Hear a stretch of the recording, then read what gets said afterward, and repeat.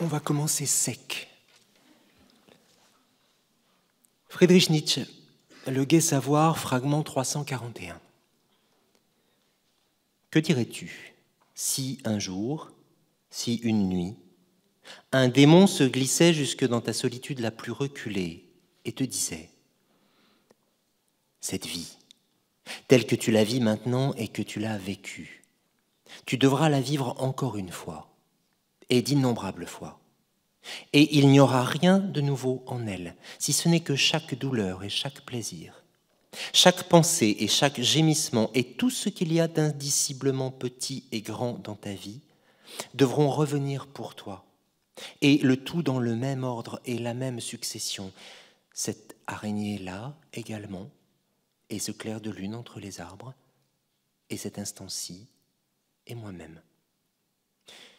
L'éternel sablier de l'existence ne cesse d'être renversé à nouveau, et toi avec lui, ô grain de poussière de la poussière. Ne te jetterais-tu pas sur le sol, grinçant des dents et maudissant le démon qui te parlerait de la sorte ? Ou bien, te serait-il arrivé de vivre un instant formidable où tu aurais pu lui répondre : tu es un dieu ? Et jamais je n'entendis de choses plus divines.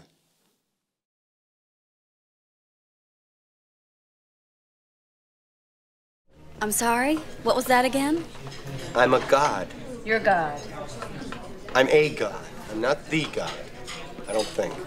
Because you survived a car wreck? You folks ready to order? I didn't just survive a wreck. I wasn't just blown up yesterday. I have been stabbed, shot, poisoned, frozen, hung, electrocuted, and burned. Oh, really? And every morning I wake up without a scratch on me, not a dent in the fender. I am an immortal. Special today is blueberry waffles. Why are you telling me this? Because I want you to believe in me. You're not a god. You can take my word for it. This is 12 years of Catholic school talking. I could come back if you're not ready. How do you know I'm not a god? Ha! Oh, please. How do you know? Because it's not possible. Doris. This is Doris. Her brother-in-law, Carl, owns this diner. She's worked here since she was 17. More than anything else in her life, she wants to see Paris before she dies. Oh, boy, what What are you doing? This is Debbie Kleiser and her fiancé, Fred. Do I know you? They're supposed to be getting married this afternoon, but Debbie is having second thoughts. What? Lovely ring. This is Bill. He's been a waiter for 3 years since he left Penn State and had to get work. He likes the town, he paints toy soldiers, and he's gay. I am. This is Gus. He hates his life here. He wishes he stayed in the Navy. Bonsoir à toutes et à tous. Merci de votre présence. Merci à l'équipe de Forum des Images pour m'avoir invité à poser une question simple, mais qui pourrait s'avérer à la longue, vous verrez, lancinante ou ressassante. En effet, sitôt qu'on l'examine de près, cette question se dédouble ou se démultiplie. Quoi de la répétition, du retour ou du recommencement au cinéma ? C'est-à-dire, en même temps, quoi de la répétition, du retour ou du recommencement du cinéma ? Je tiens pour l'instant les concepts que je viens d'avancer, répétition, retour, recommencement, pour synonymes, ce qui ne sont évidemment pas. Il faudra y revenir. Pour l'instant, m'intéresse seulement le fait que la répétition, ou le retour, ou le recommencement, peuvent être tantôt des motifs de l'œuvre cinématographique, tantôt des usages de celle-ci. Très simplement, on peut raconter la manière dont une chose fait retour, un Jedi par exemple, on appellera ça le retour du Jedi, ou aimer se le voir raconter plusieurs fois, encore et encore.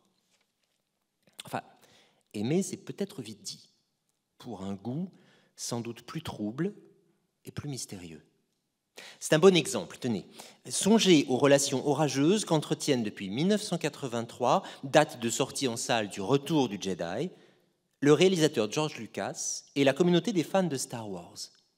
Le premier, Lucas, ne cesse de ressortir ses propres films, de les recommencer en retouchant leur format, leur montage, etc. Et les seconds hurlent contre cette répétition qu'ils jugent attentatoire à la version première. et vont jusqu'à mettre en circulation une nouvelle première version, restaurant le montage original. Imaginez les centaines de visionnages des versions proposées entre-temps pour repérer les différences et les juger fautives. Je prends cet exemple parce qu'il atteste d'une forme de double nœud. Le nœud du retour raconté avec le retour du récit lui-même, le nœud de l'amour, du désir de se voir raconter encore et encore les films, avec quelque chose qui serait davantage de l'ordre de l'inquiétude, de l'effroi, de l'obsession ou de la hantise. Alors, pourquoi revenir à des films, et à ces films précisément où les choses reviennent? Ce double nœud, il serait tentant de le défaire d'emblée, de l'analyser, de distinguer ou de serrer des strates, des niveaux ou des registres au problème. Il y aurait alors d'un côté la peur, le retour de la momie, de l'autre côté le désir, le retour de Zorro. De même, il y aurait au cinéma divers niveaux de répétition, plus ou moins intérieurs au film lui-même, toujours embrouillés, mais qu'on pourrait au moins distinguer en droit. Dans un texte à la fois passionnant et curieux, publié en 1979 dans la revue Screen, le critique et théoricien Raymond Bellour tente ce genre de typologie. Il y a, explique-t-il, d'un côté diverses formes de répétition intérieures au film, de l'autre diverses formes de répétition extérieures. D'un côté, les répétitions extérieures, le fait, par exemple, qu'une même scène ait nécessité plusieurs prises de vue, ou qu'elle soit filmée sous divers angles. Le fait que différentes copies d'un film circulent simultanément ou successivement, ça aussi c'est une forme de répétition. Et puis de l'autre côté, les répétitions intérieures, la succession des photogrammes, dont l'invisible réitération fonde la perception du mouvement. La grammaire de l'alternance, dont le chant contre chant est la forme la plus évidente, clac, clac, et qui donne sa langue au récit. Et puis, ajoute Raymond Bellour, il y a la répétition la plus intérieure de toutes, celle du texte filmique, la manière dont la fin peut ramener au début, dont la répétition peut faire signe à l'enfant, dont le présent peut faire signe à l'enfance, Rosebud dans Citizen Kane. Et puis, il y a la répétition qu'il désigne comme la plus extérieure de toutes, je cite, « Cette dernière répétition est celle du cinéma même, c'est désigner au-delà de tout film ce que chaque film vise à travers le dispositif qui le permet. Dans l'ordre réglé du spectacle, le retour d'un état immémorial et quotidien dont le sujet fait l'expérience dans ses rêves et dont le dispositif cinéma reconduit le désir. » Alors, répétition du récit, répétition du désir. On sent bien que à qualifier, comme le fait Raymond Bellour, l'une de ces répétitions d'intérieur, l'autre d'extérieur, on laisse pendante la question de savoir comment elles communiquent ensemble. Comment le désir de revoir un film se noue à la manière dont un film donne à revoir le désir, comme le regard de Bill Murray sur Andy McDowell, ou comme sur une bande de Möbius, vous savez, qui boucle l'intérieur sur l'extérieur et qui forme, en se fermant, vous le savez, le symbole même de l'infini. C'est ici que Groundhog Day, en français Un jour sans fin, vaut, à mon sens, dans sa singularité de petite comédie, pour la pierre de touche de cette question immense. Encapsuler l'éternité dans une comédie sentimentale, mettant en scène un personnage médiocre coincé dans une ville de province, après tout, c'est le pitch du film. Groundhog Day, dont nous avons vu un extrait, est un film dont la beauté tient à ce qu'il ne tranche aucun des nœuds que j'ai évoqués.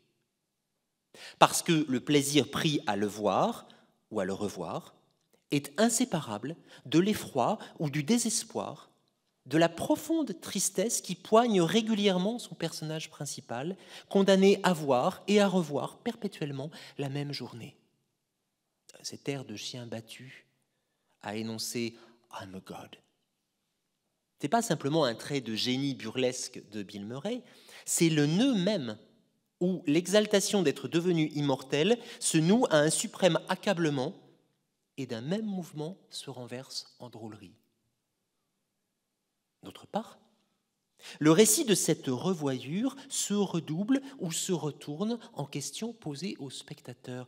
Et vous, qu'est-ce que ça vous fait?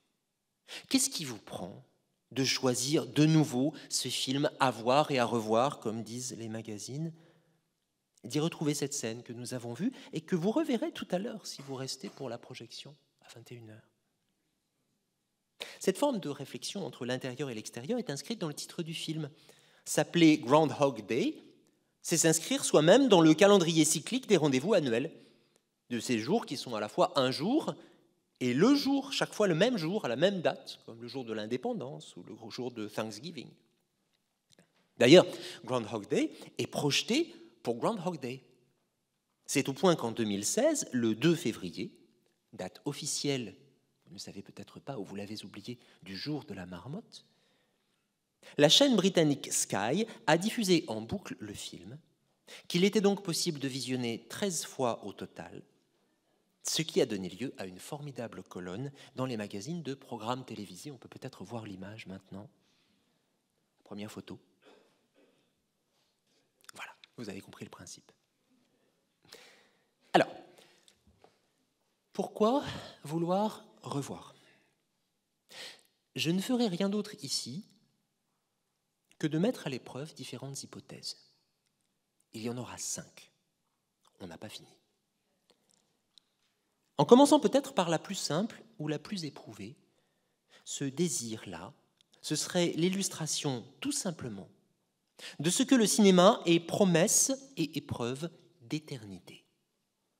Ou plutôt, d'un certain genre d'éternité, un peu différente dans notre cas de celle qu'on imagine d'habitude quand on crédite l'invention des frères Lumière d'avoir vaincu la mort.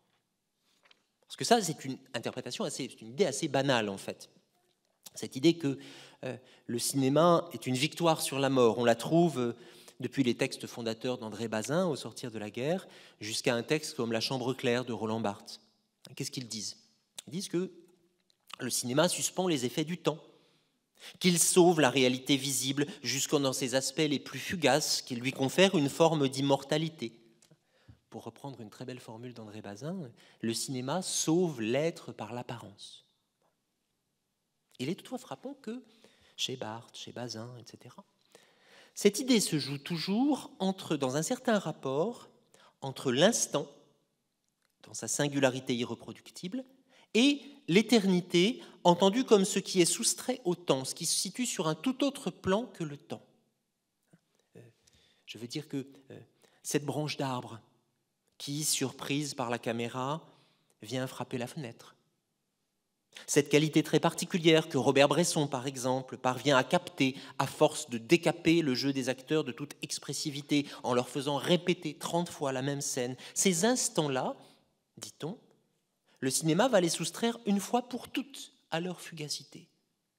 Il va, à la manière d'un sensuaire, témoigner à la fois pour leur disparition, ça a été, dit Barthes, et pour leur survie au sens le plus strict, pour leur accession à une vie supérieure, une vie purement impalpable, luminescente, une pure apparition dégagée des contingences du corps, une image.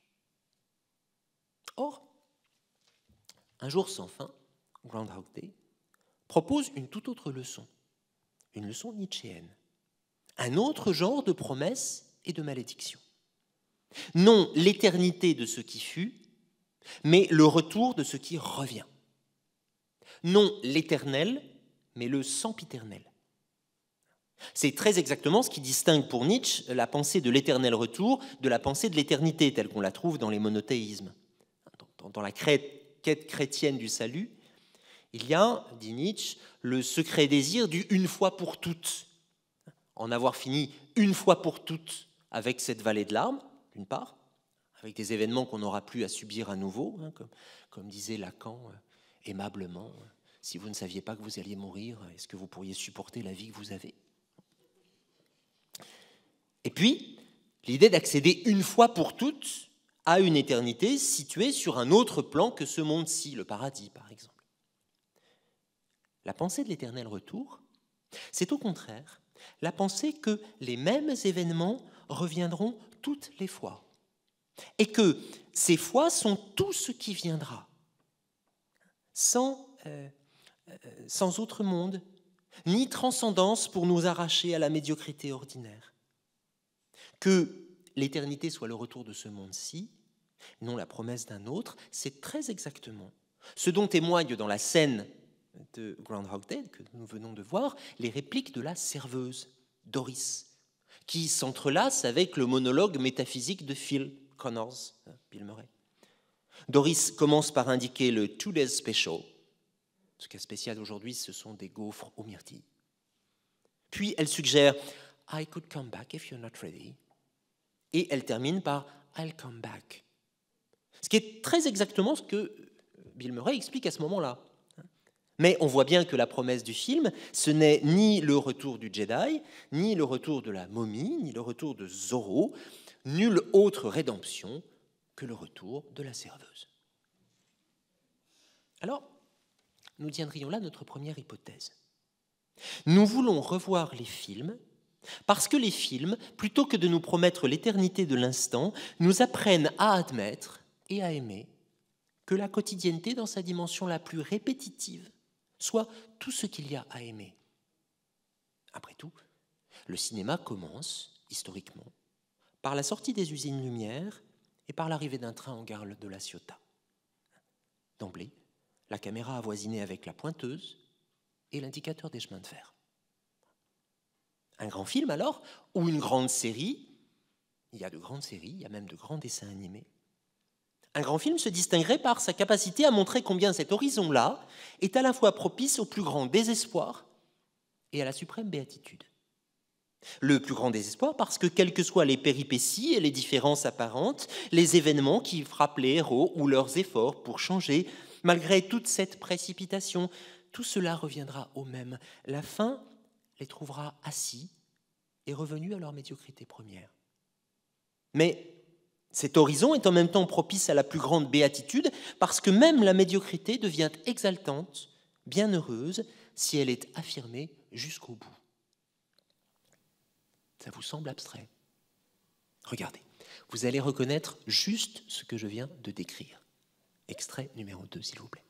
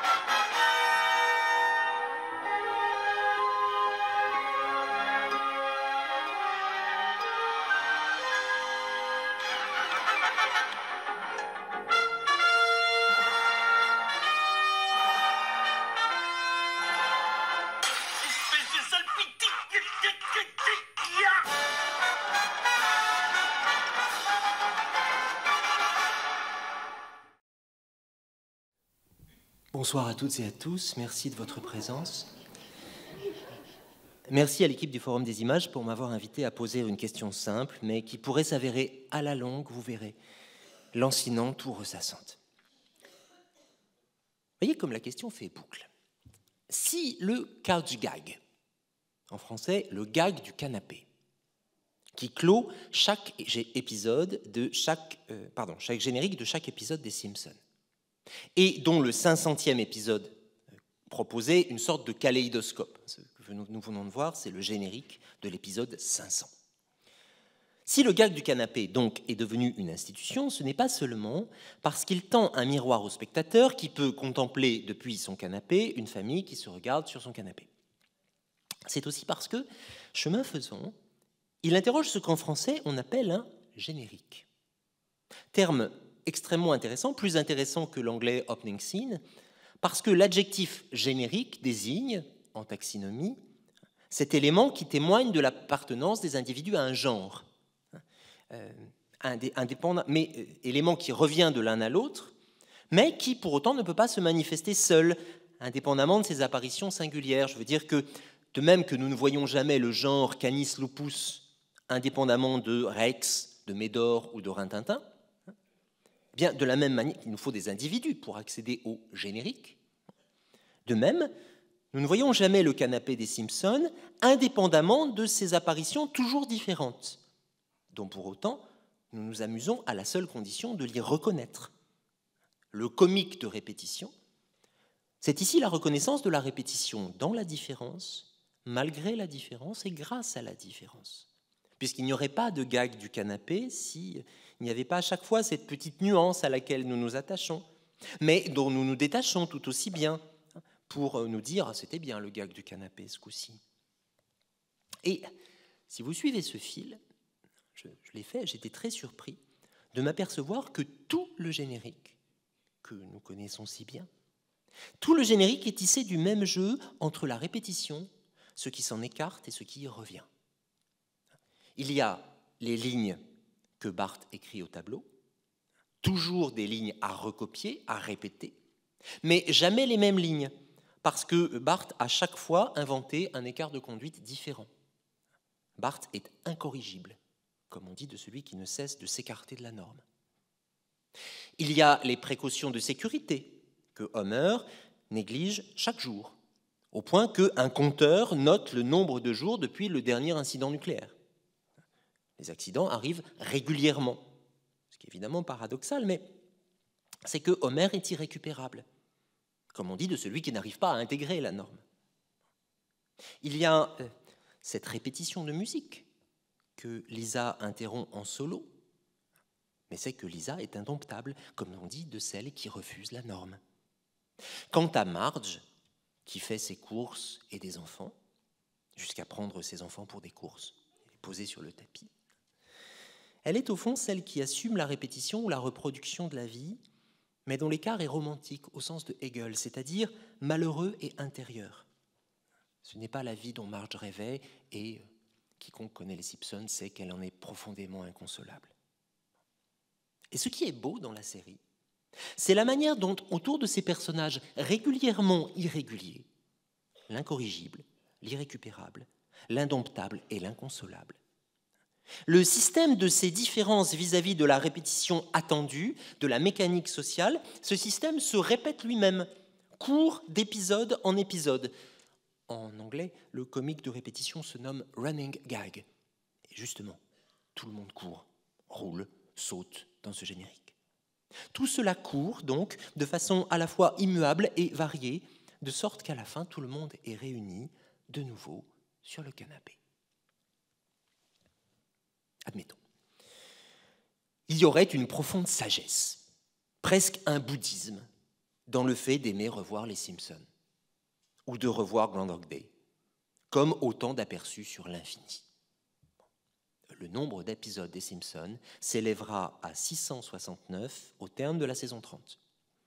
Et le site What Culture, sur la base de divers indices disséminés dans le film, a estimé que le film Groundhog Day se déroule sur 12 395 jours, soit 33 ans et 350 fois le même jour. On dira ce qu'on veut des geeks, mais chiffrer l'éternité avec précision, c'est quand même une belle manière de perdre son temps. Il reste que, si l'on peut trouver une profondeur presque mystique à l'idée que les différences reviennent au même, on peut aussi rêver ou espérer que le même par son retour fasse la différence. C'est cet espoir qui guide Gilles Deleuze lorsque celui-ci défend, contre la lettre même des textes de Nietzsche, que l'éternel retour est sélectif, comme une roue qui tournerait très vite et qui éjecterait de l'existence tout ce qui rend celle-ci pesante, décevante ou lâche. Or, ce même espoir m'a paru faire signe à travers l'enquête absolument dénuée de valeur scientifique que j'ai menée autour de moi pour préparer cette rencontre. À la question « Et vous, quels sont les films que vous avez le plus revus, je me suis aperçu que les réponses que j'obtenais renvoyaient plus souvent qu'à leur tour à des films qui non seulement faisaient boucle, mais qui promettaient, en se bouclant, une forme de réconciliation. Star Wars, bien sûr, et sa structure narrative faite de suites qui sont des préludes, mais aussi bien Retour vers le futur, ou encore, dans mon propre cas, Chantons sous la pluie. Chantons sous la pluie, dont on sait peu que la quasi-totalité des chansons, y compris Singing in the Rain, est empruntée à d'anciens films de la MGM. La chanson Singing in the Rain fut ainsi utilisée dans 4 films avant celui de Gene Kelly et Stanley Donen. L'intrigue de Chantons sous la pluie, qui tourne, si vous vous en souvenez bien, autour d'une histoire de playback, allégorise la production même du film.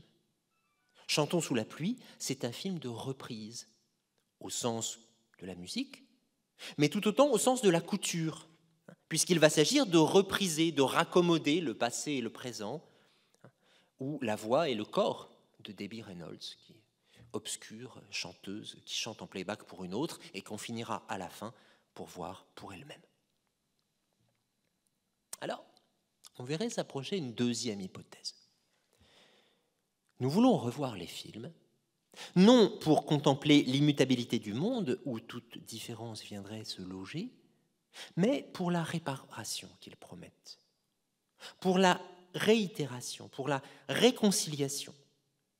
Réconciliation paradoxale puisqu'elle consiste à interrompre le cycle de ce que l'on ne connaît que trop. Tout se passe en réalité comme si nous attendions de la répétition, du mouvement sur place, qu'il crée une sorte d'effet d'entraînement, jusqu'à susciter l'apparition d'une différence significative, d'une différence, si j'ose dire, qui ne soit pas comme les autres différences, qui fasse brèche, événement, nous précipite dans l'inconnu. Comme si, d'avoir indéfiniment répété les mêmes pas frénétiques, nous parvenions à convaincre le sol de s'ouvrir sous nos pieds. Extrait numéro 3, s'il vous plaît.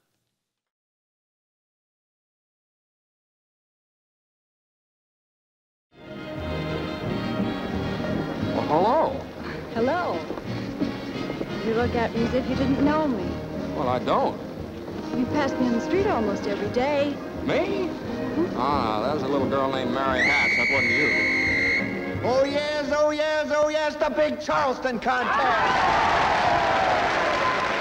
The prize, a genuine loving cup. Those not tapped by the judges will remain on the floor. Let's go.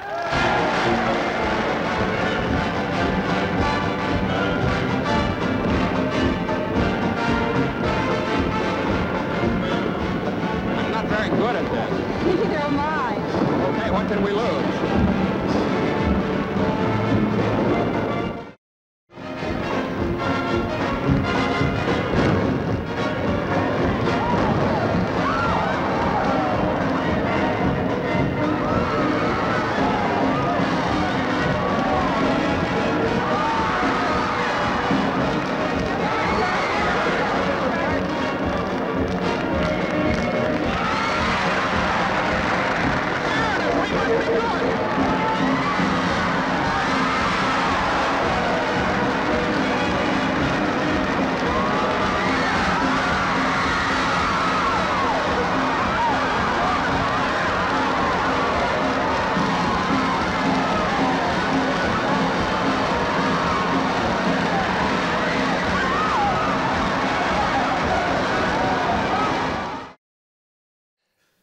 Bonsoir à toutes et à tous, merci de votre présence et avant tout joyeux Noël.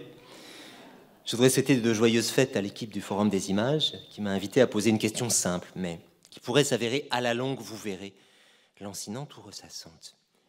Et oui, à la période des fêtes, vous le savez certainement, il est pratiquement impossible d'échapper aux États-Unis à la rediffusion de La vie est belle de Frank Capra, qui compte ainsi parmi les films les plus revus.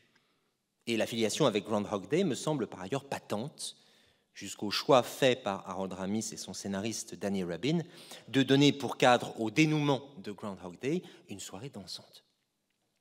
Dans La vie est belle, on danse et on se jette à l'eau. Mais on s'y jette, précisons-le, plusieurs fois. Une fois, George Bailey se jette à l'eau une fois pour tomber amoureux, une autre fois pour mettre fin à ses jours, ou projeter de le faire, parce que sa vie n'aura été faite que de déconvenues, et une autre fois encore, ou la même, juste au moment où il se prépare à enjamber le pont, pour sauver l'ange Clarence, qui feint de se noyer et le sauve, lui, Georges, en lui montrant dans une boucle temporelle comment les choses auraient tourné pour la ville, pour ses proches, s'il n'avait pas tout au long de sa vie fait des choix certes coûteux pour lui-même, mais salutaires pour le monde qui l'entoure.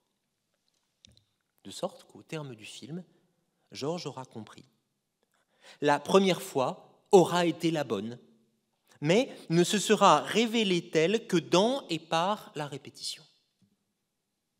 Par une inversion remarquable, le film ne présente pas d'abord un monde dont les travers amèneraient James Stewart à adopter une conduite morale, puis une intervention divine qui lui donnerait le pouvoir de revisiter son passé de manière à en corriger les défauts. Au contraire, le pire vient après le meilleur, pour en confirmer par contraste la valeur et pour encourager à vivre. C'est que, là j'ose une hypothèse un peu générale, les films à répétition, comme on dirait les carabines à répétition, les films à répétition ne sont jamais là pour nous apprendre simplement à progresser, comme s'il s'agissait d'abord d'expérimenter une situation insatisfaisante, puis, constatant qu'elle se répète, d'en tirer les leçons et de devenir peu à peu, chaque fois, plus habile ou plus sage, selon un schéma d'apprentissage par habitude. En philosophie, ce sont les empiristes qui ont beaucoup travaillé là-dessus. Alors, ça existe dans de nombreux films. De nombreux films nous présentent des séquences de ce genre-là sur le mode du fréquentatif. Vous savez, le jeune cow-boy tire sur des bouteilles, les manque, mais sur une musique entraînante, on voit que les leçons s'enchaînent en accéléré, il grandit et on le voit devenir un vrai pistolero. Mais, alors comme on sait depuis l'Antiquité en philosophie, l'idée d'apprentissage par habitude, peu à peu, katamikron, disent les Grecs, cette idée souffre de deux défauts. D'une part, cette explication de l'apprentissage suppose que la première fois, l'échec n'a pas été bien dramatique, puisqu'il nous a laissé au moins survivre jusqu'à la deuxième fois. Je veux dire qu'il est très difficile, par exemple, d'apprendre par habitude à ne pas mettre ses doigts dans une prise de courant ou à ne pas sauter du 100e étage. Mais du coup, les dimensions véritablement tragiques de la vie échappent à ce schéma. D'autre part, l'idée d'habitude acquise, qui suggère une forme d'inculcation, de mimétisme, apparaît contradictoire avec le principe d'une action véritablement propre, libre, spontanée, d'une action qui soit nôtre. J'ai croisé il y a quelques jours une affiche du mouvement Les Jeunes avec Macron qui interpellait le passant en ces termes « Soyez progressistes, demandez l'impossible ». On sent qu'il y a dans cette manière de mettre le slogan de 68 au service d'une politique des petits pas, quelque chose qui ne va pas bien. Vous voyez ce que je veux dire ? Cette question d'arriver par habitude jusqu'à l'impossible est assez compliquée. C'est pourquoi, sans doute, le propre de ce que j'ai appelé tout à l'heure les films à répétition, les films qui se bouclent sur eux-mêmes, c'est de mettre en scène l'échec, voire les conséquences catastrophiques de la stratégie du progrès.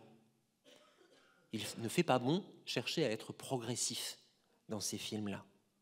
Dans Retour vers le futur, l'ambition de corriger le passé pour parvenir à un présent plus satisfaisant se complique dès la fin du premier film d'une cascade d'effets spéciaux, d'effets collatéraux qui obligent à retourner en permanence dans le passé, dans le futur, plus loin dans le passé, en DeLorean. Dans Un jour sans fin, si vous vous souvenez de ce film que vous reverrez, la stratégie qui consiste à tirer avantage de la répétition pour bien maîtriser les événements se payera pour Phil Connors par une bonne paire de claques. C'est ce que Capra a anticipé à sa manière. Dans une sorte de... Ce qu'on trouve dans La vie est belle, c'est au fond une sorte d'éloge de la spontanéité esthétique, savoir danser à deux, mais on ne connaît pas très bien les pas, mais on danse quand même. Spontanéité morale, voler au secours de son prochain sans se demander pourquoi. Mais d'une spontanéité dont la profondeur n'apparaîtra pourtant que par la répétition, comme s'il s'agissait d'accéder, contre toute raison, à une forme de spontanéité instruite, aussi paradoxale que la formule que je proposais tout à l'heure, se jeter à l'eau plusieurs fois. C'est une idée très belle, je trouve, celle d'une répétition qui, par son seul jeu, nous amènerait à surmonter jusqu'à l'ambition de progresser pour parvenir à une forme d'innocence supérieure, au seuil d'une nouvelle vie, c'est-à-dire d'une vie d'autant plus neuve qu'elle n'est pas la première. Encore faudrait-il que cette idée et les schémas qui la mettent en scène au cinéma ne soient pas eux-mêmes devenus profondément répétitifs. Et il faut bien remarquer, dans les recherches que j'ai faites pour préparer cette conférence, j'ai bien noté que, par exemple, le site TV Tropes, qui recense les figures de rhétorique utilisées au cinéma, dans les jeux vidéo, dans les mangas, etc., ce site consacre une page très longue au Groundhog Day Loop. Le film, à la façon du jour de la marmotte, est presque devenu un genre en soi pour l'industrie hollywoodienne. En témoigne par exemple le film 50 First Dates avec Adam Sandler et Drew Barrymore, ou le film absolument calamiteux qui s'appelle Naked sur Netflix, je vous le déconseille absolument, ou encore Edge of Tomorrow, film de science-fiction avec Tom Cruise, où ce dernier campe un soldat du futur qui revit éternellement le même jour de bataille, c'est Groundhog Day avec des guns. Et là, il faut trouver le vrai amour, et là, il faut trouver le vrai courage, et surtout, tout le temps, à chaque fois, être soi-même. Le prochain proche, on s'inquiète.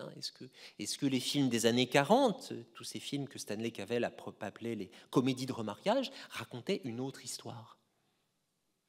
L'affolement gagne. Depuis combien de temps nous répète-t-on que de la répétition viendra la différence? Et pourquoi, après tout ce temps, consentons-nous encore à y croire? Vous direz, il n'y a pas de bonne idée qui ne soit exposée au risque de devenir un stéréotype, c'est vrai. Mais on pourrait avancer une autre hypothèse, moins rassurante, plus embêtante. Il se pourrait que, si nous voulons revoir les films et y contempler des personnages qui tournent en boucle en attendant leur échappée, c'est parce que nous avons peur.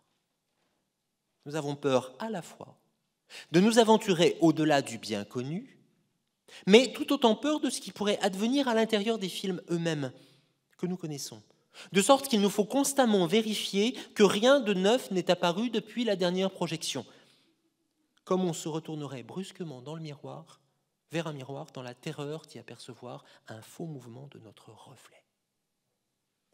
La répétition du cinéma, au cinéma, porterait alors témoignage d'un désir de clôture, proprement obsessionnel, mais aveugle à lui-même, puisque constamment travesti dans des récits qui valorisent la grande échappée vers le vrai amour, le vrai courage, la vraie spontanéité. Tout récit qui, de redite en répétition, laisse de loin en loin, comment dire, un sentiment de déjà-vu. Extrait numéro 4, s'il vous plaît.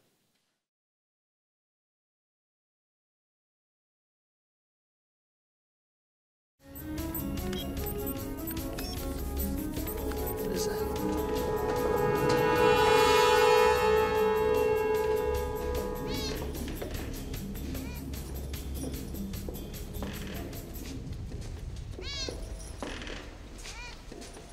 Oh, déjà vu. What did you just say? Nothing, just had a little déjà vu. What did you see? What happened? A black cat went past us, and then another that looked just like it. How much like it? Was it the same cat? Might have been, I'm not sure. Switch, APOC. What is it? A déjà vu is usually a glitch in the Matrix. It happens when they change something. Oh my God. Let's go.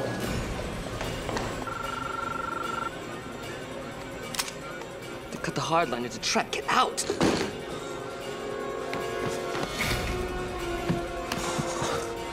Oh no. Oh no.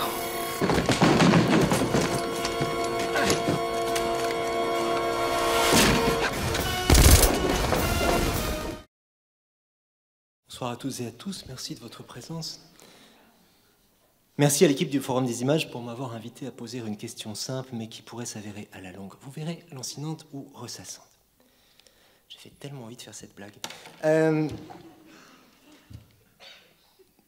Je disais tout à l'heure que le propre de la répétition, c'est de perturber la succession, première fois, deuxième fois, en faisant voir, comme par exemple chez Capra, ce qui a été et ce qui aurait pu être. Mais dans la constellation de ces variations possibles, il faudrait faire une place au film d'anticipation, parce que l'anticipation, c'est au fond une forme de répétition de l'avenir.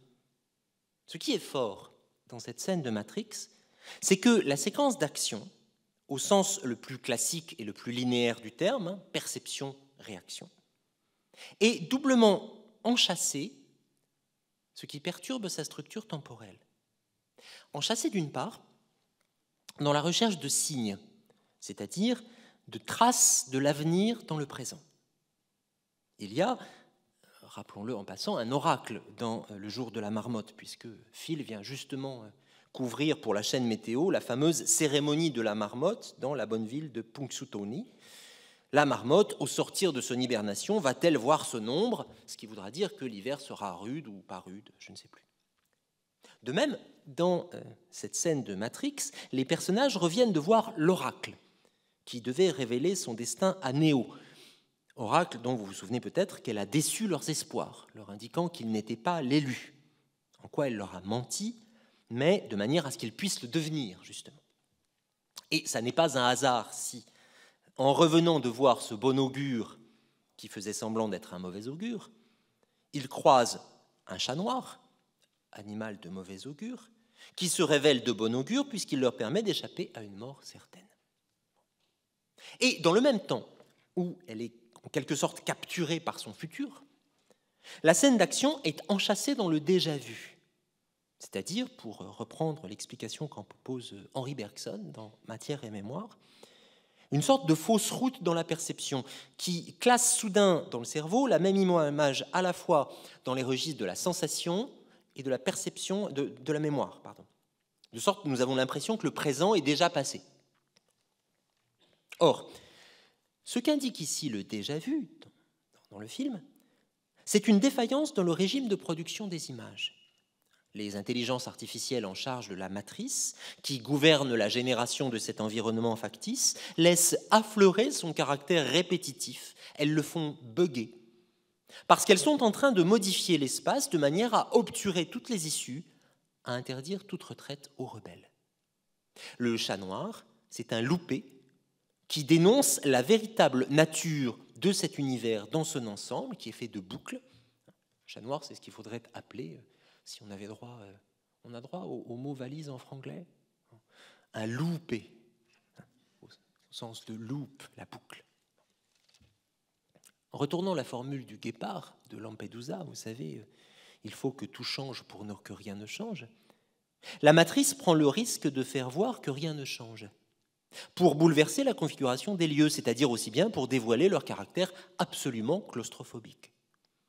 Mais si elle se risque à dévoiler ainsi que les portes ouvrent sur des murs de briques, si elle peut laisser claquer les mâchoires du piège, c'est grâce à la peur de l'un des protagonistes. L'un des personnages, Cypher, celui qui a une petite barbe et une petite moustache, toujours se méfier des moustaches, Cypher a trahi et accepté de révéler la position des rebelles en échange de quoi? D'un destin enviable dans le scénario de la matrice. Cypher préfère revenir dans l'illusion qui lui procurerait de la richesse et des honneurs, plutôt que de se hasarder au dehors, dans le vrai monde, dans le sous-marin Nabucodonosor, où vivent les rebelles dans la vraie vie. On peut le comprendre, les pulls ont l'air de gratter affreusement dans Matrix. Matrix ne se contente pas de proposer une énième variation sur le thème d'un univers pris dans une boucle temporelle et d'un heureux élu qui s'efforce de lui échapper. À cette intrigue devenue banale, les Wachowski superposent une double leçon, mordante et ironique. D'une part, la répétition n'est jamais aussi efficiente que lorsqu'elle est invisible, lorsqu'elle procure à ses spectateurs l'illusion de la nouveauté, lorsqu'elle invite à circuler librement, à l'infini, dans des histoires à la fois variées et monotones. On est bien dans la matrice. D'autre part, cette illusion n'est pas seulement imposée, mais consentie. Elle se nourrit, du côté des spectateurs, d'une aspiration mêlée de désir et de peur, d'une envie de vivre dans un régime d'événements en trompe-l'œil, de se voir proposer des sensations toujours nouvelles, pour autant qu'il ne s'y trouve rien de véritablement neuf. Soupçon vertigineux. C'est tout le cinéma, c'est tout le système d'entertainment qui, en proposant des solutions apparemment diverses, en réalité toujours les mêmes, aurait quelque chose de matriciel. En même temps, vous voyez que cette hypothèse que je faisais tout à l'heure, qui disait au fond si on veut revoir les films c'est parce qu'on a peur, n'est pas complètement satisfaisante. La peur peut nous conduire à considérer que les choses, à désirer que les choses se répètent. Mais elle aspire aussi à ce que cette répétition reste aveugle à elle-même, se méprenne, s'oublie dans la consommation de produits qui successivement s'effacent et reviennent, comme s'effacent et reviennent les besoins qu'ils viennent épancher. Non pas un jour sans fin, mais la recherche sans fin de ce qui est au goût du jour. T'as vu mon nouveau téléphone ? Pensez à cette expression « nouveau téléphone ». Cypher veut retourner dans la matrice, mais il veut aussi oublier qu'il s'y trouve. Il veut qu'on lui cache les boucles qui se trouvent derrière le rideau. Vouloir, au contraire, vouloir se confronter directement à la répétition, vouloir voir que cela se répète, c'est être travaillé par une aspiration plus profonde et peut-être plus sombre que la peur. À la question « faut-il, au-delà de la répétition des besoins, postuler un besoin de répétition ?» Sigmund Freud répondait dans « Au-delà du principe de plaisir », en scrutant ces expériences où le sujet se place dans des situations pénibles, répète des expériences anciennes et traumatisantes pour lui. Il y voyait une trace d'une tendance de tout être vivant à revenir à un état inorganique. Il traçait un trait entre ce qu'il appelle la compulsion de répétition et ce qu'il nomme la pulsion de mort. Alors, ce trait prend dans Groundhog Day, dans Un jour sans fin, une forme burlesque, une sorte d'encyclopédie des moyens de mettre fin à ses jours. Phil dit qu'il a été brûlé, écrasé, etc. Il en dresse la liste au début de l'extrait qu'on a vu tout à l'heure. Mais il n'empêche. Impossible d'écarter simplement cette hypothèse-là, la quatrième, selon laquelle, si nous voulons revoir les films, c'est parce que nous avons souffert, parce que nous voulons souffrir encore, jusqu'à disparaître de la répétition et par la répétition. Extrait numéro 5, s'il vous plaît. Attention, âme sensible, c'est un peu difficile.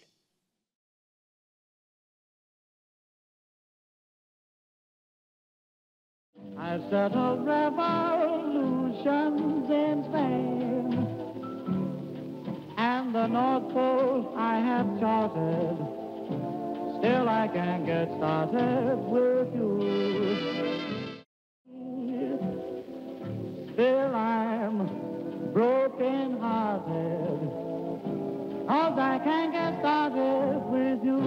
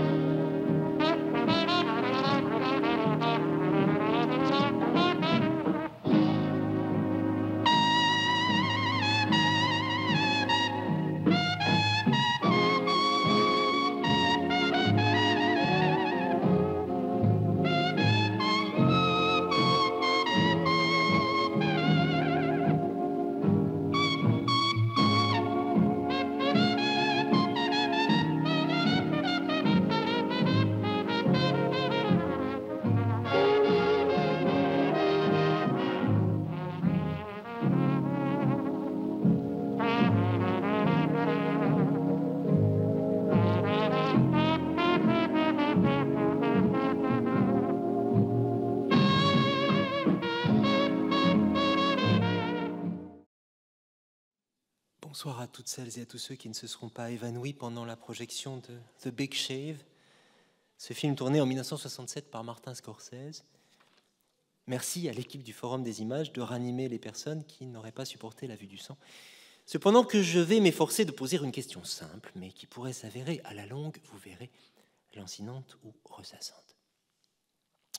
De l'inscription Viet 67, portée au générique de fin, il serait tentant de tirer l'idée que ce film de Scorsese est une dénonciation de la guerre du Vietnam, mettant en scène l'automutilation de l'Amérique et le massacre de ces jeunes gens, mais en épurant le geste de toute intrigue, de tout folklore, ni jungle, ni marécage, ni les yeux de l'ennemi scrutant entre les feuilles, pour ne retenir que le contraste radical, rouge du sang sur le blanc de l'émail, de manière à obliger à voir ce qu'il en coûte au corps de défendre l'American Way of Life. Mais il faudrait aussi souligner le lien que ce film entretient avec d'autres images, celles des publicités de l'époque pour la crème à raser Noxzema, dont Scorsese reproduit assez minutieusement les gros plans et la musique de jazz, et dont le slogan était « Take it off, take it all off », enlève tout. Il me semble pourtant que la leçon de The Big Shave ne se ramène ni au drame collectif qui lui sert d'arrière-plan, ni à l'imagerie publicitaire qu'il prend pour modèle.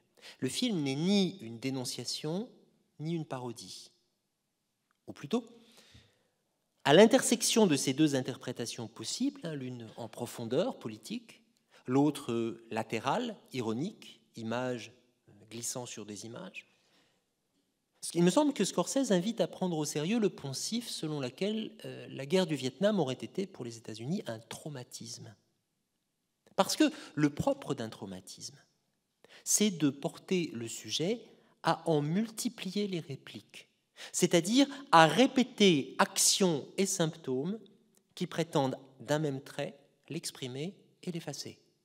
L'installe dans une forme de réeffectuation compulsive où chaque tentative pour effacer la souffrance première la reproduit et l'aggrave. De même que Macbeth se fait saigner les mains à force de vouloir y effacer la trace sanglante de son crime, chez Shakespeare. De même, ici, le jeune homme s'enduit de mousse pour, en se rasant, redevenir glabre et frais, take it off, take it all off, puis s'enduit de nouveau et recommence, et se coupe chaque fois plus profondément. De ce point de vue, le film montre qu'il n'y a pas à choisir entre les chromes ou les blancs de cette salle de bain immaculée et le sang qui s'y déverse. Ceux-là, les chromes ou les blancs, ne sont que, par la disparition quotidienne auquel ils invitent, de toutes les traces du corps, toutes les traces sur le corps. Ils ne sont que le revers obsessionnel dont celui-ci, le sang, rend raison en profondeur. On pourrait presque tirer du film l'idée que les États-Unis de Lyndon Johnson avaient élevé la toilette quotidienne au rang où d'autres empires avaient porté le sacrifice humain, faisant du passage par la salle de bain un rituel répété d'effacement radical. D'un côté donc, le film est tout entier pris dans la répétition externe, il répète des publicités, il répète un peu Psychose aussi, d'Hitchcock. Répétition interne, le rasage se répète lui-même. De l'autre côté, il fait perler, s'écouler, jaillir, l'élément à la fois innommable et irregardable qui suscite ces répétitions et qui, lui, est irrémédiable, n'est pas répétable, parce que s'il y a une chose que l'on ne peut pas faire plusieurs fois, c'est se trancher la gorge. On pourrait dire de la musique endiablée qui emporte les images, qui fait couler le sang, exactement ce que Freud écrit dans Au-delà du principe de plaisir, je cite, « Les manifestations d'une compulsion de répétition présentent à un haut degré le caractère pulsionnel et, là où elle s'oppose au principe de plaisir, le caractère démoniaque. » Ce morceau de jazz est proprement démoniaque. Il me semble que, pour généraliser un peu, il me semble que l'hypothèse selon laquelle le désir de revoir et un certain régime de répétition des images ont partie liée avec un désir de disparaître. Il me semble que cette hypothèse gagne à être examinée au moins pour deux raisons. et qui sont très contemporaines, très étrangères en un sens à la guerre du Vietnam. D'abord, parce que cette hypothèse porte à regarder un peu autrement ce qui est en train de devenir l'industrie des blockbusters, ce que devient l'industrie contemporaine des images. Vous savez que l'industrie des blockbusters, des films commerciaux, disons, s'est refondée sur une politique de rachat de catalogues. Le dernier grand événement en date, c'est le rachat du catalogue Marvel par Disney en 2009. Et que cette production de blockbusters devient absolument dépendante de tout un tas de ressources fictionnelles qu'elle répète. J'avais fait le décompte il y a quelques années pour un livre. Je m'étais aperçu que dans les 10 films les plus lucratifs de tous les temps, on trouve 2 films qui répètent une attraction foraine, Pirates des Caraïbes 2 et 3, un film qui répète une collection de jouets pour enfants, Transformers 3, 2 adaptations de bande dessinée, il y en a sans doute beaucoup d'autres depuis, 2 films tirés de livres, Harry Potter et Le Seigneur des Anneaux, et seulement 3 films dont le scénario peut être dit original. Or, à cette forme de répétition externe, qui va piller les ressources de fiction mondiale, fait de plus en plus écho une forme de répétition interne, ce que l'on appelle, dans l'industrie du film, le reboot. En français, réinitialisation. Dans le reboot, il ne s'agit pas de proposer une nouvelle version d'un film dont la version précédente est connue et assumée, comme dans le remake. Il ne s'agit pas de prolonger l'univers fictionnel, comme c'est le cas dans les suites, les sequels, ou dans les suites qui se passent avant, les prequels. Il s'agit d'effacer purement et simplement les déclinaisons cinématographiques précédentes. De repartir en effaçant le personnage ou l'histoire pour le proposer à nouveau comme neuf. C'est arrivé, vous n'êtes peut-être pas grand fan de films de super-héros, c'est arrivé à Hulk. La première version avait été jugée décevante, elle était signée par Ang Lee. On l'efface, on recommence. C'est arrivé, surtout, depuis 10 ans, à Spider-Man. Spider-Man qui a connu 3 reboots successifs, avec 3 acteurs successifs, recommençant l'histoire. Et on m'annonce ces jours-ci à la télévision des reboots, des réinitialisations des séries Magnum et Charmed, comme avant. Tout se passe comme si l'effet de boucle temporelle nous avait saisis. De même que dans Matrix, les événements racontés sont censés se dérouler en 2199, mais dans la matrice, on est coincé en 1999. De même, l'univers des images qui nous entourent paraît affecté d'une forme de bégaiement qui régulièrement fait place nette. L'image saute, puis revient à vide. Un peu comme dans ces systèmes de vidéosurveillance, dans les films où le système de vidéosurveillance est désactivé, remplacé par le film en boucle d'un couloir désert, de sorte que les vigiles n'y voient rien, n'y voient que du bleu, et que les intrus peuvent passer en fraude. Peut-être que le Martin Scorsese de 1967 nous soupçonnerait, dans la manière dont nous répétons perpétuellement et dont nous tentons de nettoyer les images, nous soupçonnerait peut-être de souffrir beaucoup, ou d'avoir très envie de disparaître, ou d'avoir beaucoup à nous faire oublier. Il est pourtant une autre leçon possible. Après tout, le film de Scorsese, ce n'est pas seulement une variation sur la manière dont le traumatisme peut précipiter la répétition des images. Ça n'est pas seulement une variation sur ce que peut avoir de morbide le désir de remettre les choses au net.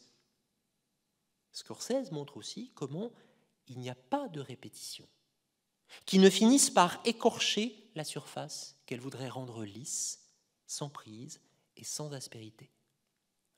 Quiconque se rase sait que le rasage, chaque rasage, amincit l'épiderme et laisse une trace, d'abord invisible, mais qui modifiera l'effet du suivant.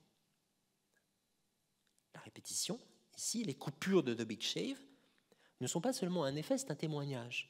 Elles montrent que la répétition marque, et que du fait de ce marquage du corps, les mêmes causes, se raser, ne produisent pas les mêmes effets. On saigne. Karl Marx énonce dans le Capital une loi qu'il appelle la loi de la baisse tendancielle du taux de profit. Eh bien, on pourrait de même énoncer une loi de la baisse tendancielle du taux d'oubli. Je veux dire que On montrerait alors comment la multiplication et l'accélération du rythme des répétitions, du rythme des reboots, est en raison inverse de leur capacité à effacer l'ardoise. Plus on répète, moins on efface. Et nous tiendrions alors une cinquième hypothèse. Si nous voulons revoir les films, ce n'est pas seulement pour nous rappeler, parce qu'il y a dans l'acte de revoir, dans le désir de revoir un film dont on se rappelle, évidemment un désir de s'abîmer, un désir de s'oublier, une envie de plonger dans l'eau du l'été, une envie d'enfance. Mais c'est, si nous voulons revoir les films, c'est que chacun des oublis qu'ils nous procurent nous rapproche du souvenir. Extrait numéro 6.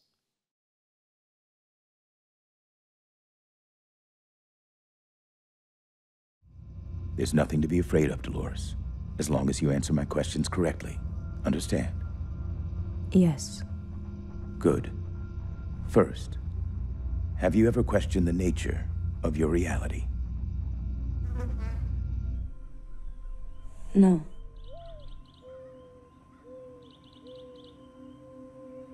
Tell us what you think of your world. Some people choose to see the ugliness in this world. The disarray. I choose to see the beauty. Morning, Daddy. You sleep well? Well enough.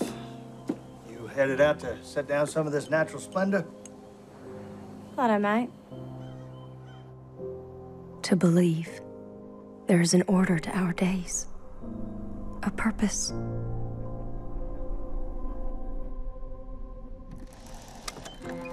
What do you think of the guests? You mean the newcomers? Now, the first time I played at Whitehead, family was here, we went fishing, did the gold hunt in the mountains. And last time? Came alone, went straight evil. It's the best 2 weeks of my life. I like to remember what my father taught me. That at one point or another, we were all new to this world. Bonsoir à tous et à tous, merci de votre patience. Et merci à l'équipe du Forum des Images qui m'aura permis ce soir de poser une question simple, mais qui pourrait s'avérer à la longue, vous avez vu, lancinante ou ressassante. Je mentionnais tout à l'heure la manière dont certaines séries vont être rebootées. Magnum, on va nous ressortir Magnum. Il n'empêche. J'ai l'impression que par une espèce de jeu de vase communicant, à mesure que le cinéma s'enfonce dans un mélange de rééditions frénétiques et d'oublis poisseux, ce sont les séries qui interrogent avec profondeur la façon dont la mémoire se noue au jeu de la répétition. La série Westworld, dont nous venons de voir la scène d'ouverture, il faudrait mettre ouverture au pluriel parce qu'un grand nombre d'épisodes de la première saison vont s'ouvrir exactement comme ça, par Dolores ouvrant les yeux sur un monde nouveau. La série Westworld, donc, raconte comment des robots à l'apparence humaine, comme Dolores, qui peuplent un immense parc d'attractions sur le thème du western, comment ces robots en viennent à être pris de rêveries, daydreams, qui perturbent leur programme et les conduisent bientôt aux limites de la conscience, de la liberté et de la rébellion. Cette série est le remake d'un film de 1973, intitulé également Westworld, en anglais Monde Ouest. J'avais vu Monde Ouest quand j'étais petit, j'avais eu peur.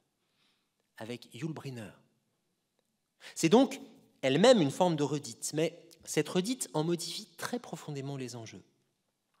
Non seulement dans le Westworld actuel, la question de l'émancipation a glissé des hommes vers les femmes, qui vont mener la révolte, mais la série est désormais centrée sur la question des boucles narratives que les robots doivent perpétuellement rejouer à l'attention des newcomers, les visiteurs.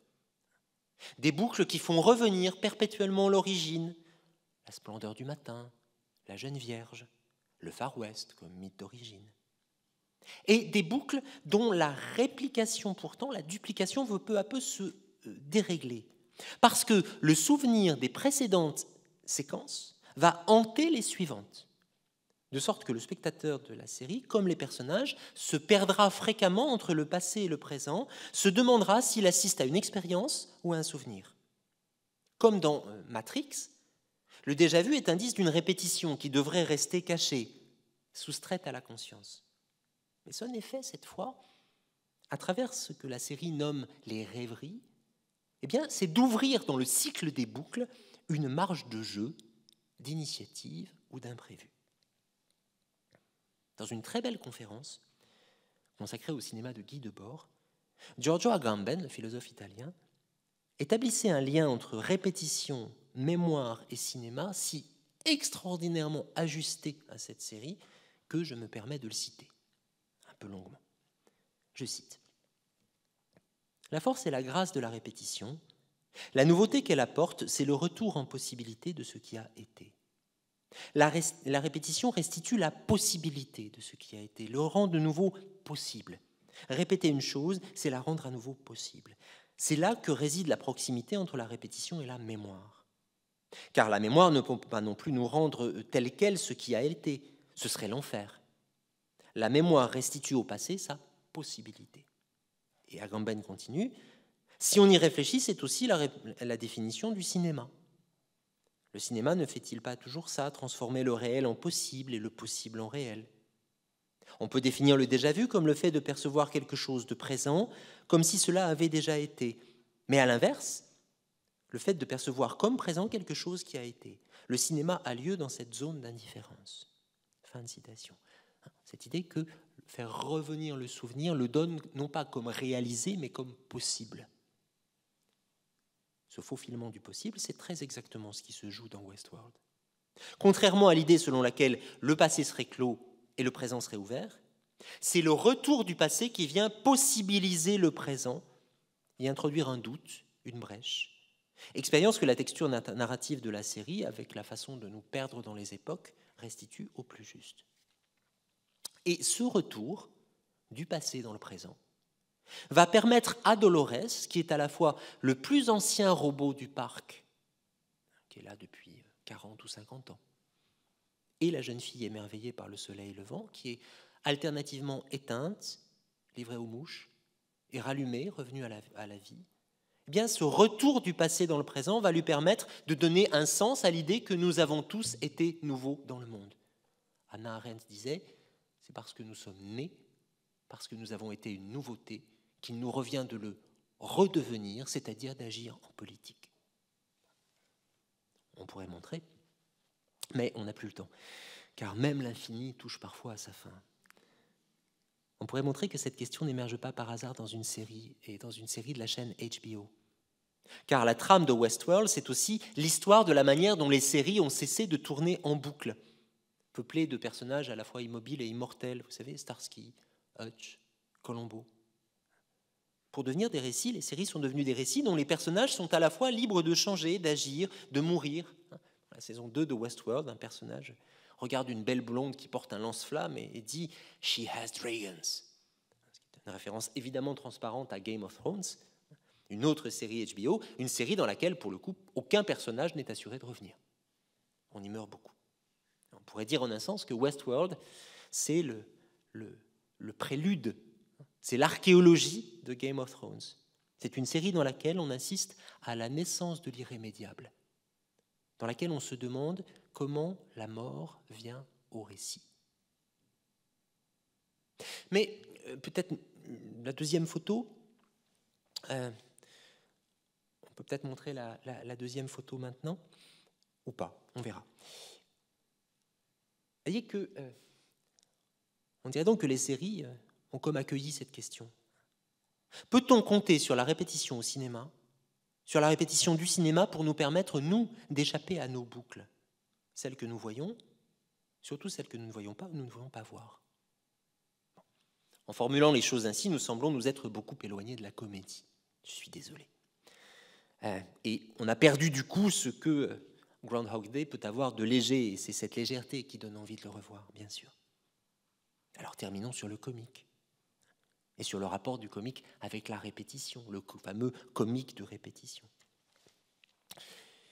Là-dessus, j'aurais envie de citer la définition que Bergson proposait du rire. Vous savez, Bergson disait « Le rire, c'est du mécanique plaqué sur le vivant ». Et on sait que le propre du mécanique chez Bergson, c'est la répétition. Les événements se répètent, ils sont identiques, ils sont prévisibles, etc. Il ne faut pas alors s'étonner que le spectacle de la manière dont le vivant s'extirpe du mécanique, il s'y débat, il replonge, il échappe.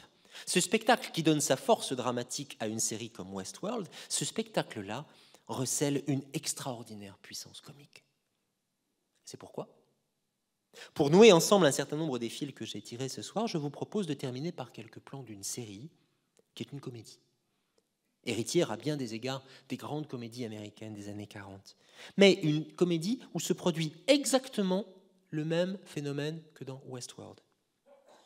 Dans la saison 2 de The Good Place, eh bien, à mesure, plus on multiplie les reboots, plus on réinitialise les intrigues et les personnages, qu'ils soient humains ou robots, et plus on échoue à leur faire oublier qu'ils ne sont pas exactement là où ils devaient être. Alors, on va passer l'extrait, simplement si vous n'avez pas vu, et si vous comptez voir The Good Place, que vous n'avez pas vu la première saison, c'est l'heure de vous boucher les oreilles et de chanter doucement pour vous-même. Sinon, malheureusement, vous verrez révéler une chose importante. Allons-y.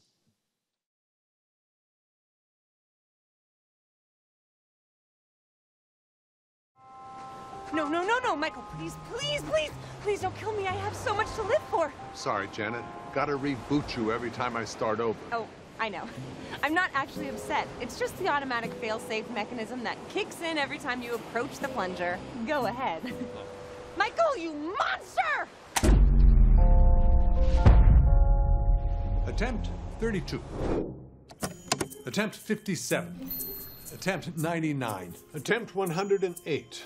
I've analyzed some recent data. Eleanor always seems to realize that they're in the bad place just at the moment. Excuse me. Sorry, the door was open, so I just came in. Did you just say I'm in the bad place? Attempt 109. I've closed and locked the door. Yep. And we're ready to go. This is your soulmate, Greg. This is your soulmate, Glenn. This is your soulmate, Tahani. This is your soulmate, Lerf. This is your soulmate, a golden retriever. Hang on. Wait a minute. You know what? Holy smokes. This is the bad place. This is the bad place. This is the bad place. This is the bad place. The pig's getting angry. This is the bad place. Beef, beef, beef, beef. Oh, this is the bad place. Michael, Michael, if I'm gone, who will take care of my birds? Michael, no, no, no. Bonsoir à toutes et à tous. Ici, j'avais prévu de m'autoriser de la phrase de Michael, "This one doesn't even count", pour tout reprendre du début. Mais je pense que ça suffit. Merci de votre attention.